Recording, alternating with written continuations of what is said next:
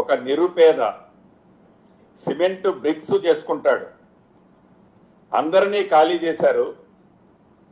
ఆ యాకూబు తన భార్య, తన కొడుకు, తనొక్కడు చాలా ఎత్తు ప్రదేశంలో ఉన్నాడు. ఇందాక నేను చెప్పినట్టు కనీ విని ఎరగని ఫ్లడ్ వచ్చింది, 1,60,000 అన్నాను.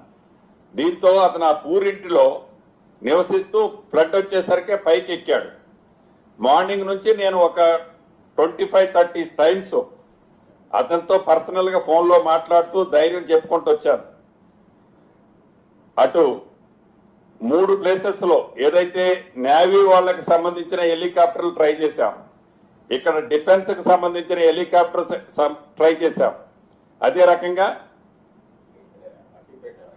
హకీంపేట ఎయిర్ ఫోర్స్ కు సంబంధించిన హెలికాప్టర్లు ట్రై చేశాం. లోకల్ రైన్లు హెవీగా ఉన్న కారణంగా ఏ ఒక్కళ్ళు హెలికాప్టర్ టేక్ ఆఫ్ తీసుకోలేము అనే పరిస్థితి ఉంది. ఏదైతే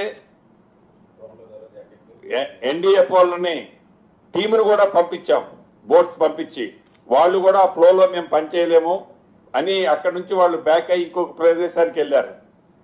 అయితే అక్కడ ఒక డోన్ ఒకటి పక్కన మోతేలో ఉంటే అది 20 kgs వే చేసే డోన్ అని చెప్తే ఆ డోన్ తెప్పించి లైఫ్ జాకెట్స్ ఆ డోన్ ద్వారా ఒక థ్రెడ్, ఒక 20 మీటర్స్ రోప్ని ఏదైతే లైఫ్ జాకెట్స్ ని పంపించాం, అవి కూడా వేసుకున్నారు. వేసుకున్న తర్వాత కూడా నేను వీడియో కాన్ఫరెన్స్ జరిగే ముందు కూడా వాళ్ళతో మాట్లాడాను ధైర్యంగా.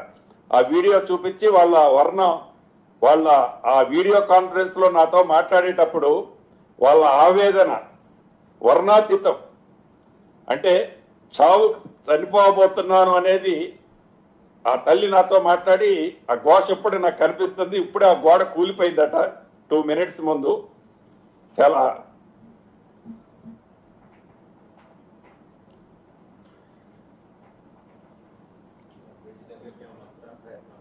తప్పకుండా భగవంతుడు వాళ్ళని కాపాడాలని ఆ ముగ్గురిని, ఎందుకంటే లైఫ్ జాకెట్స్ ఉన్నారు కాబట్టి ఏమీ జరగొద్దని మనస్ఫూర్తిగా కోరుకుంటున్నాను.